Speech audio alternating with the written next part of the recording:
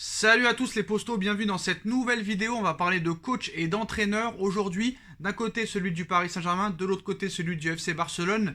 Les deux coachs dans ces deux clubs différents ne donnent pas satisfaction, surtout du côté du FC Barcelone, mais aussi du côté du PSG. On va en reparler plus tard dans la vidéo. Restez branchés, restez jusqu'au bout. On va commencer avec la situation au FC Barcelone. Malgré les propos du président du Barça, Joan Laporta, comme quoi Ronald Koeman ne serait pas démis de ses fonctions après la défaite face à l'Atlético Madrid, il pourrait en être tout autre lors de cette trêve internationale, parce que vous savez que la trêve internationale est le timing parfait pour virer et licencier un coach. Alors malgré les propos de Joan Laporta, il pourrait se passer le contraire. Donc depuis l'arrivée de Ronald Koeman au FC Barcelone, le Barça est en crise, et était déjà en crise à l'époque de Valverde, qui faisait pas réellement pire qu'eux, et qui a été pourtant viré, malgré toujours des demi-finales de Ligue des Champions et des titres en Liga espagnole. On a vu que Quique Setién s'est fait détruire. Ronald Koeman, le néerlandais, est venu le remplacer. Une saison 2020-2021 catastrophique, éliminé en 8e de finale de Ligue des Champions par le Paris Saint-Germain. Seulement 3e du championnat espagnol. Quand même une Coupe d'Espagne. Mais voilà, le début de saison du FC Barcelone 2021-2022 est catastrophique. Après cette défaite face à l'Atlético Madrid, le Barça est positionné à la 10e place de la Liga. Très très loin quand même des hautes ambitions, malgré le départ d'Antoine Griezmann et de Léo Messi qui n'ont pas été remplacés, et la blessure d'Ansu Fati qui revient mais qui n'a toujours pas été mis titulaire par Koeman après son retour de blessure, la blessure d'Ousmane Dembélé. C'est un Barça malade, après aussi les deux torgnoles, on va dire, les deux trempes pris en Ligue des Champions contre le Bayern de Munich et le Benfica Lisbonne, 3-0. L'heure est grave du côté du Barça, et on sait que de virer le néerlandais Ronald Koeman, ça a un coût, et ça coûte très cher. C'est 14 millions d'euros si jamais le Barça décide de licencier Ronald Koeman. Et même si Ronald Koeman va jusqu'au bout de son contrat le 30 juin 2022, ça coûtera quand même 6 millions d'euros au Barça, vu qu'il y avait une clause en 2020 qui permettait à Ronald Koeman de toucher 6 millions d'euros si son contrat n'était pas prolongé. Donc maintenant, qui pour remplacer Ronald Koeman ? Le favori, c'est Xavi Hernandez, qui pourrait bientôt atterrir sur le banc du FC Barcelone. On en parle depuis longtemps maintenant, mais aujourd'hui, selon les informations du Mundo Deportivo, le Barça, l'entraîneur du Barça, Ronald Koeman, est sur un siège éjectable, et Xavi, la légende du club, est en pole position pour le remplacer. La saison du Barça s'annonce très mouvementée, que ce soit sur la pelouse ou sur le banc. Ronald Koeman est sur un siège éjectable au sein du club barcelonais.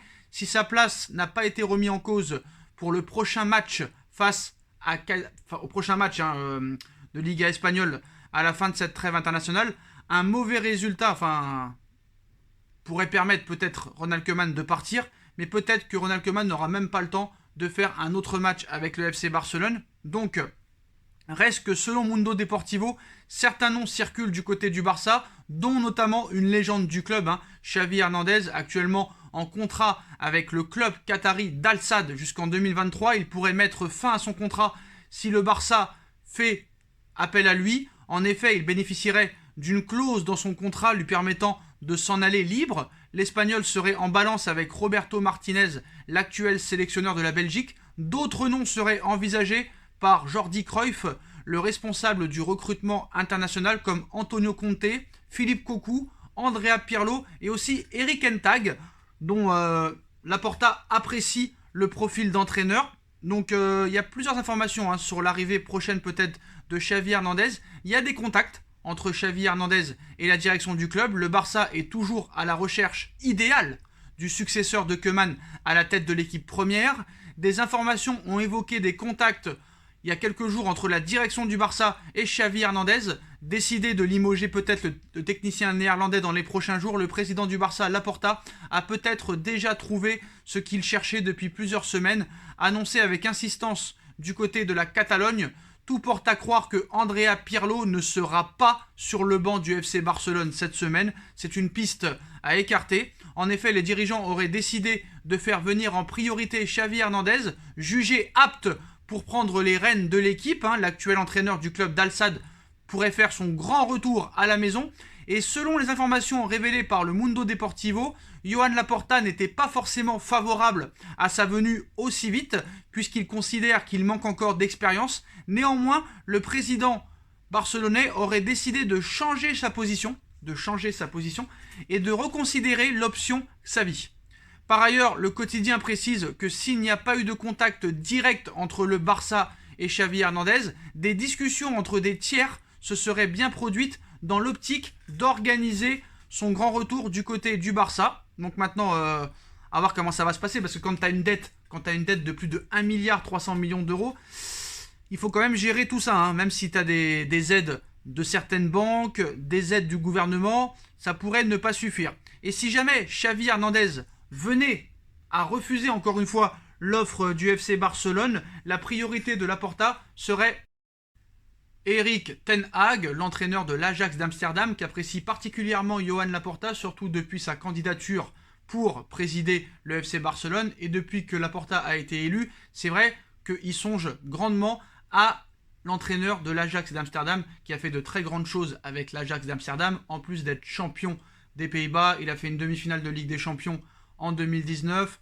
C'est un profil qui apprécie vraiment Laporta au niveau du jeu procuré par Erik ten Hag. Très offensif, possession de balle, c'est ce qui intéresse réellement Johan Laporta, c'est l'identité FC Barcelone. Maintenant, on va voir ce qui va se passer. Tout le monde va attendre la réponse du côté du Barça, la réponse de Xavi Hernandez. Si elle est positive, il y a de grandes chances que Xavi Hernandez arrive sur le banc du FC Barcelone. Si elle est négative, encore une fois, et que Xavi Hernandez pense que le projet n'est pas encore assez solide et que la reconstruction paraît impossible, peut-être que M. Laporta songera à Erik ten Hag. Mais est-ce que Erik ten Hag acceptera de partir en milieu de saison de l'Ajax d'Amsterdam? Rien n'est moins sûr. On passe à un autre coach, les Postos, Zinedine Zidane, dont maintenant c'est devenu réellement une menace pour Mauricio Pochettino. On voit que Mauricio Pochettino donne pas une grosse impression en interne du côté du Paris Saint-Germain. Beaucoup de gens se posent des questions au niveau du club, au niveau du Prince, au niveau de QSI. Peut-être que c'est pas encore l'homme qu'il faut pour entraîner le Paris Saint-Germain. Est-ce que c'est vraiment la faute de Mauricio Pochettino? Est-ce que c'était la faute de Tuchel, de Unai Emery, de Laurent Blanc, de Carlo Ancelotti? Est-ce qu'on laisse vraiment, réellement travailler ces coachs-là? On a l'impression que c'est une dictature, que malgré des joueurs qui sont inexistants, on continue à les faire jouer parce que ces joueurs-là vendent beaucoup de maillots, ont des notes exceptionnelles sur FIFA, font rêver les petites 15 ans, 17 ans, 16 ans. Donc malgré qu'ils soient mauvais, il faut continuer à les mettre. Malgré qu'ils aillent à des soirées nocturnes, à des soirées poker, à des fashion week, à faire la fête, à faire des anniversaires, c'est pas grave. Ils ont les pleins pouvoirs, ils ont l'immunité, donc ils ont le droit de faire ce qu'ils veulent. Malheureusement, à un moment donné, si tu veux gagner des titres, si tu veux gagner la Ligue des Champions, il va falloir faire autrement, une nouvelle stratégie.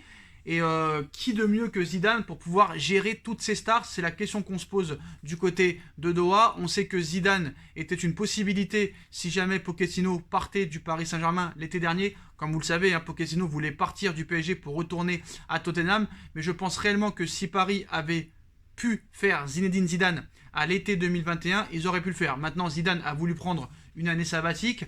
Tout le monde nous explique que Zidane est promis à l'équipe de France. Mais malheureusement, Deschamps est toujours entraîneur d'équipe de France. Zidane, la menace se confirme pour Pochettino. Et on sait très bien que depuis que Zidane a été, on va dire, je sais plus réellement le mot comme on dit, je l'ai dit 100 fois mais je sais plus comment on le dit maintenant, que Zidane a été le représentant de Doha pour la Coupe du Monde au Qatar en 2022, qu'il avait été engagé par le Qatar en 2010 pour promouvoir cette compétition. Il avait reçu un chèque de 11 millions d'euros, ambassadeur, voilà. Zidane avait été ambassadeur pour le Prince du Qatar pour cette Coupe du Monde 2022. Donc on sait qu'il y a des liens, qu'il y a des contacts. On se rappelle aussi d'une interview de Luis Fernandez il y a quelques jours, comme quoi peut-être que Zidane aurait pu entraîner le Paris Saint-Germain avant l'ère QSI. Donc ça veut bien dire des choses. Bon, maintenant, je ne vais pas continuer à vous dire que ça ne veut rien dire que Zidane est marseillais, que Zidane a dit dans une interview au Canal Football Club lui-même, vous pouvez aller la voir sur YouTube, qu'il ne s'interdisait rien et que c'était possible qu'il entraîne le Paris Saint-Germain. En tant que joueur et entraîneur, ce n'est pas du tout la même chose. Mauricio Pochettino peut sans doute prévaloir des problèmes, voilà. Il est exposé vraiment sur la scène européenne et sera jugé sur la scène européenne. On sait qu'il a perdu le trophée des champions, qu'il a perdu le championnat de France, et que c'est l'entraîneur sous l'ère QSI qui a commencé avec le plus de défaites. C'est-à-dire que tu compares tous les coachs du Paris Saint-Germain ont le même nombre de matchs. C'est Pochettino qui a le plus de défaites depuis l'ère QSI. Donc si la pression populaire est sans nul doute plus forte chez certains autres cadors du vieux continent, notamment en Espagne, les résultats et les prestations du Paris Saint-Germain sont en effet scrutés de très près par la presse européenne. En témoigne le retentissement mondial qu'a eu le remplacement de Léo Messi face à Olympique Lyonnais, où les réactions depuis la défaite concédée à Rennes dimanche font grand bruit aux quatre coins de l'Europe. Devenu un consultant prolixe auprès de différents médias transalpins, Antonio Cassano a ainsi évoqué le cas du PSG sur la chaîne Twitch de Christian Vieri, son ancien coéquipier en sélection italienne, et à en croire l'ancien madrilène, le sort du technicien argentin serait déjà réglé. Pochettino aura une vie courte au PSG, a-t-il ainsi lancé au sujet de l'ancien défenseur central du Paris Saint-Germain, arrivé l'hiver dernier, en remplacement de Thomas Tuchel. Donc, et l'ancien attaquant du Real Madrid se justifie de son avis en disant « J'ai entendu de mauvaises choses sur lui. C'est un type formidable. Un 10 ou plus, mais en tant qu'entraîneur, il ne fait pas une minute de tactique alors que l'équipe le lui demande, a-t-il assuré. Il demande aux joueurs des conseils sur la façon de jouer. Je n'en reviens pas. Il n'a jamais entraîné de champion et maintenant il a du mal à entraîner les grands garçons, les grands joueurs.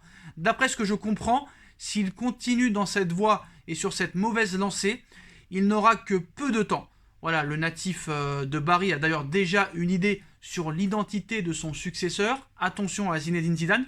Et à en croire plusieurs médias espagnols et italiens, le PSG aurait en effet fait du français sa priorité en cas de départ de Mauricio Pochettino. Ils vont même plus loin en disant que même si Pochettino réussissait, l'objectif principal de Doha, c'est d'avoir non seulement la meilleure équipe, mais d'avoir Zinedine Zidane à partir de la saison 2022-2023, la même saison où aura lieu la Coupe du Monde au Qatar. Donc Zinedine Zidane, libre depuis son départ du Real Madrid l'été dernier, l'ancien champion du monde ne semble pas pressé pour l'instant de retrouver un poste d'entraîneur. Et pour cause, le technicien français aurait en tête d'attendre 2022 pour prendre la suite de Didier Deschamps à la tête de l'équipe de France après la Coupe du Monde au Qatar. Donc c'est vrai que voilà, le PSG a un gros concurrent qui est l'équipe de France. Maintenant, il va falloir vraiment que Mauricio Pochettino se remobilise, qu'il arrête la langue de bois, qu'il trouve réellement une identité de jeu. Il va falloir aussi, du côté des dirigeants parisiens, laisser travailler un coach. Mais est-ce que Paris est capable de faire? J'ai l'impression que non. Après, c'est vrai que voilà, quand tu as Zidane dans ton équipe, c'est plus pareil. Et surtout, une information aussi de la Gazzetta dello Sport. On sait que le Paris Saint-Germain essaye par tous les moyens de prolonger Kylian Mbappé. On ne va pas revenir sur les propos de Kylian Mbappé ces derniers jours sur RMC et l'équipe. On ne va pas se répéter. Mais apparemment, en plus du salaire énormissime qu'ils vont lui proposer et en plus du contrat courte durée qui pourrait aller jusqu'en 2023 ou 2024 avec une garantie de départ et de vente, ils auraient promis à Kylian Mbappé de tout faire pour avoir Zinedine Zidane prochainement, c'est-à-dire lors de la saison 2022-2023. Est-ce que ça pourrait être un argument de taille pour faire prolonger Kylian Mbappé? Pourquoi pas? En tout cas, on verra ce qui se passera. On verra les prochains matchs du Paris Saint-Germain. Mais c'est sûr que voilà, cette saison, si Mauricio Pochettino, avec l'équipe qui lui a été donnée, ne va pas au moins en finale de Ligue des Champions, et s'il ne gagne pas le championnat de France et la Coupe de France, c'est vrai que voilà, ils le viront sans aucun état d'âme.